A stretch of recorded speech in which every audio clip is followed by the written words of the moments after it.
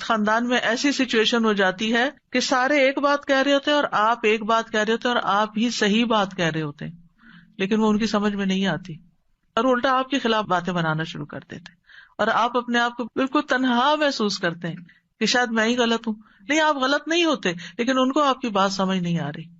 تو وہ جو ایک تنہائی کا سا یا لونلی نیس کا یا ایک اکیلے پن کا احساس ہوتا ہے، کوئی بھی میرے ساتھ نہیں، کوئی بھی میرا ساتھ نہیں دے رہا، کوئی بھی میری مدد نہیں کر رہا، کوئی بھی مجھے سپورٹ نہیں دے گا، تو پھر دل نہیں ٹوٹنا چاہیے. کوئی بات نہیں، اللہ ہے نا، اللہ کافی ہے مجھے.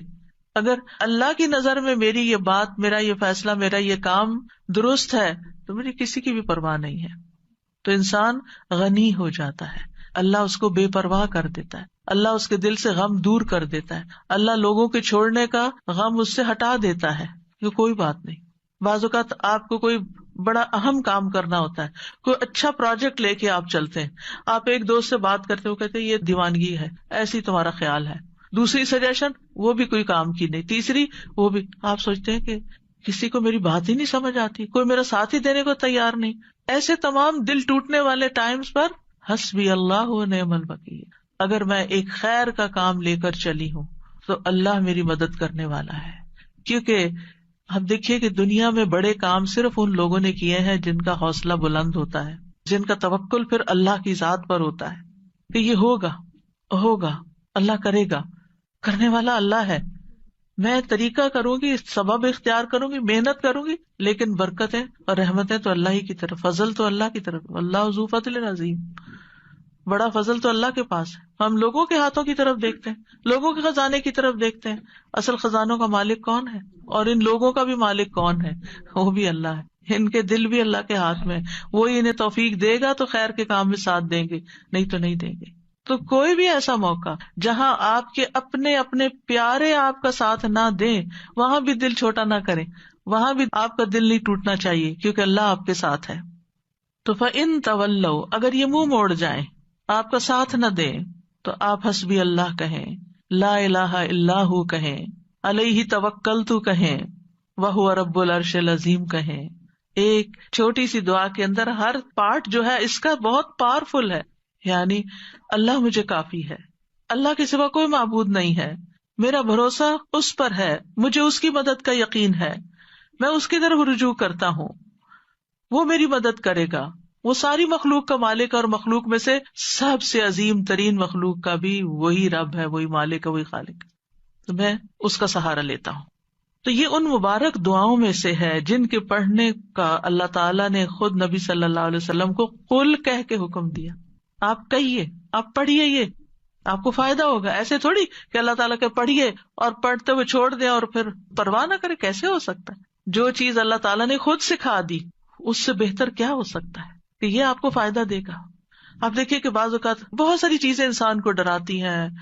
فیوچر کا خوف ہوتا ہے، جادو کا، ٹونے کا، اس کا، وہ جن، شریر، دشمن، رات کا اندھیرا ڈراتا، پتہ نہیں کیا کیا چیزیں، یعنی بہت سی چیزیں خوف دلاتی ہیں انسان کو. تمہارا کیا بنے گا، تمہارا کوئی فیوچر نہیں، تمہارے بڑھاپے کا ساتھی کون ہوگا، تمہاری اولاد تمہیں نہیں پوچھتی، تمہارا شوہر تمہیں نہیں پوچھتا، تمہارے لیے رزق کا کوئی سبب نہیں. کئی چیزیں انسان کو شیطان ڈراتا رہتا ہے نا. ایسے سارے موقعوں پر حسبی اللہ، جب تک اللہ ہے نا میری زندگی میں، کسی چیز کی کمی نہیں، کیونکہ اسباب بھی وہ مہیا کرتا ہے، دعائیں بھی وہ قبول کرتا ہے، عبادت بھی اسی کے لیے ہے، اور وہ سب کچھ کر سکتا. کیا فکر کی ضرورت ہے؟ توکل کریں، بھروسہ کریں. ابو درداء کہتے ہیں کہ جو شخص یہ دعا صبح و شام 7 دفعہ پڑھے، اللہ تعالیٰ اسے تمام فکروں سے کافی ہو جاتا ہے، ساری فکر اس کی ختم ہو جاتی ہے. اور جب آپ پڑھیں نا تو اس طرح سوچ کے پڑھیں، حسبی اللہ لا الہ الا هو علیہ توکلت وہو رب العرش العظیم.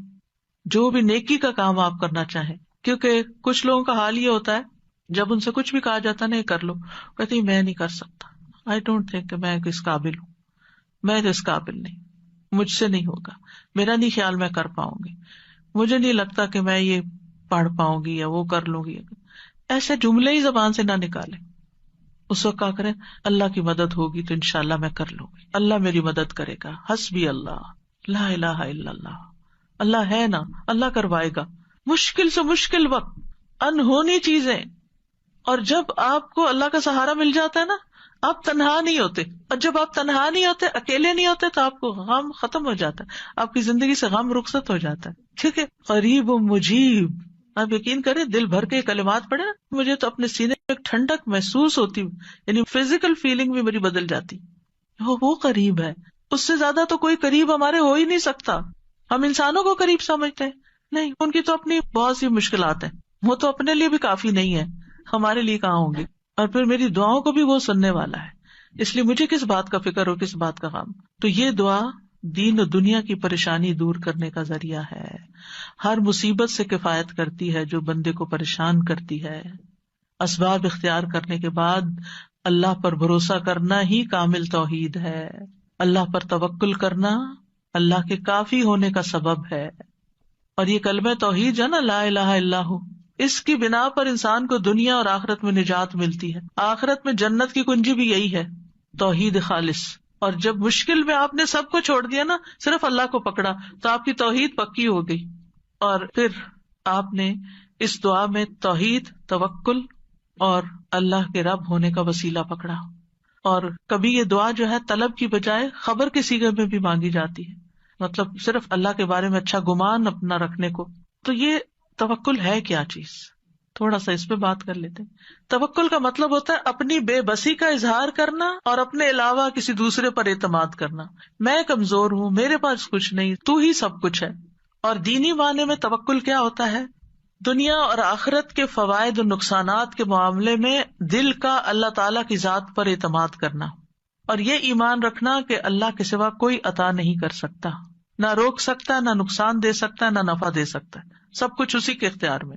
ابن الجوزی کہتے ہیں یہ اللہ پر بھروسہ کرتے ہوئے اللہ کی اچھی تدبیر کی بنا پر اپنے معاملے کو اللہ کے سپرد کر دینا ہے, اللہ پر اعتماد کرنا ہے. خرابی کہتے ہیں توکل یہ کہ اللہ سے اچھا گمان رکھا جائے کہ اللہ یہ کام کر دے گا. توکل اللہ کے وعدوں پر دل کا اطمینان ہوتا ہے. ابن تیمیہ کہتے ہیں اللہ پر توکل کرنا فرض ہے اور بڑے فرائض میں سے ہے, جیسا کہ اللہ کے لیے اخلاص اپنانا واجب ہے. اور اللہ نے کئی آیات میں توکل کرنے کا حکم دیا ہے. یہ وضو کرنے کے حکم غسل جنابت کے حکم سے بھی بڑا حکم ہے, اور اللہ نے اپنے علاوہ کسی اور پر توکل سے منع کیا.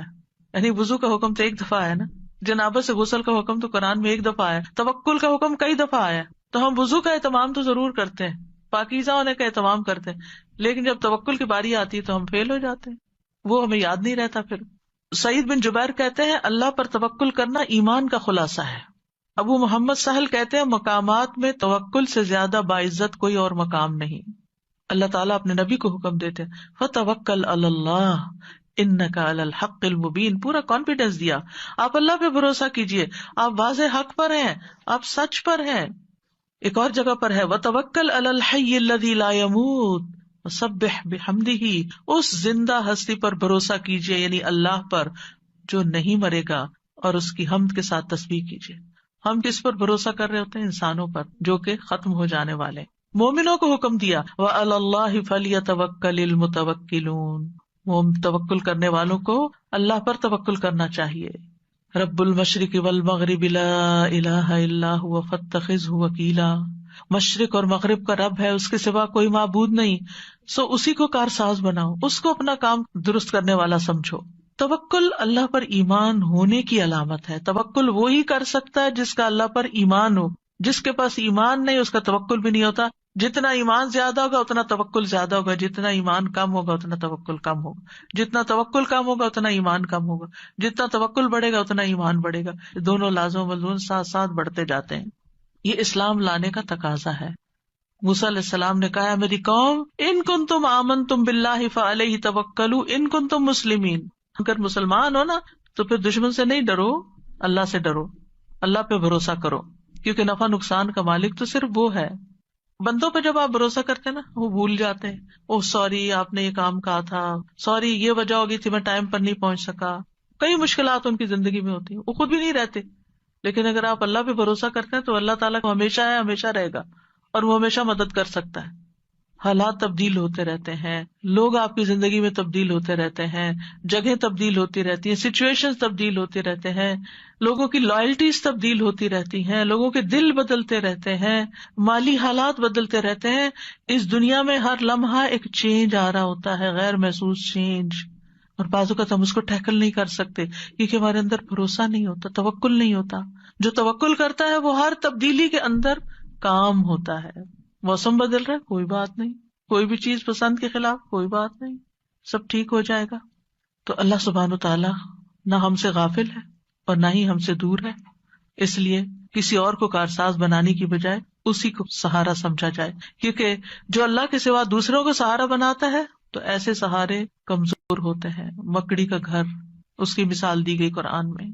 تو ہر کام کا ارادہ کرنے کے بعد اللہ پہ بھروسہ کرے. فَإِذَا عَزَمْتَ فَتَوَكَّلْ عَلَى اللَّهِ، عزم کر لیا توکل اللہ پر. لوگوں کا ڈر ہو تو بھی توکل اللہ پر، لوگ منہ موڑ رہے ہو تو توکل اللہ پر، کوئی چیز غم زدہ کرتی ہے توکل اللہ پر، جان کو خوف لاحق ہے توکل اللہ پر.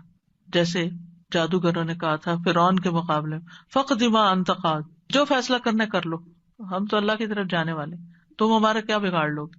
جادوگر تھے، کس حرام کام میں پڑے ہوئے تھے، ایمان آیا کہاں پہنچ گئے، سارا ڈر ہی نکل گیا اندر سے. جب کسی کی سازشوں کا علم ہو، کوئی چالیں چل رہا ہے ہمارے خلاف، توکل اللہ پہ، کیونکہ ہم نہیں نبٹ سکتے لوگوں کی چالاکیوں سے، اللہ نبٹنے والا کافی ہے. دشمنوں کا خوف ہو، کوئی بھی مدد اور نصرت چاہیے، توکل اللہ پہ. کوئی اذیت دے، کوئی تکلیف دے، کوئی پریشان کرے، جہاں سے آپ کو خوف لائق رہتا ہے، اب پتہ نہیں یہ میرے ساتھ کیا کرے گا، اس نے پہلے بھی جادو کیا تھا مجھ پہ، وہ بڑا مشکل ٹوٹا، اب پھر یہ پھر کر دے گا مجھ پہ. عام طور پہ لوگوں کی یہ ذہنی کیفیت رہتی ہے نا، وہ فلاں آیا تھا نا، مجھے نظر لگ گئی تھی، اب یہ پھر آ گیا ہے، اب پھر یہ کچھ کر کے جائے گا. نہیں، مت ڈریں، اللہ کافی ہے. جب ایسا کوئی خوف آنے لگے، حسبی اللہ و نعم الوکیل، کوئی کچھ بھی نہیں کر سکتا، اللہ ہے نا بس. اگر کوئی الزام لگائے آپ پر، آپ کو کوئی جھوٹا کہے، کوئی اور طرح سے تنگ کرے، تکلیف دے، تو اللہ پہ بھروسہ کرے کہ اللہ تو کافی ہو جائے ان سے مجھ کو. پھر اسی طرح بعض اوقات انسان کو کچھ کمپرومائز کرنے پڑتے ہیں، کسی کے ساتھ صلح کرنی پڑتی ہے، کچھ اپنے حق چھوڑنے پڑتے ہیں. بعض اوقات آپ لیٹ گو کر دیتے ہیں اپنا کوئی حصہ کہ اپنے بہن بھائی سے لڑائی ختم کر کے، تو پھر آپ سوچتے میرا کیا ہوگا. تو اللہ پہ توکل ہے، اللہ کافی ہے، اللہ مجھے کہیں اور سے دے گا. میں نے اللہ کی خاطر چھوڑا ہے نا، اللہ اس سے کئی گنا زیادہ لوٹائے گا، کیونکہ اللہ کی خاطر یہ کیا ہے میں نے. پھر اسی طرح کوئی بدشگونی ہوتی ہے، کتنی چیزیں ہیں بدشگونی کی جس سے لوگ ڈراتے ہیں، کالی بلی سے، پتہ نہیں اور کس کس سے، یہ رستہ کاٹ گئی، وہ فلاں نظر آ گیا.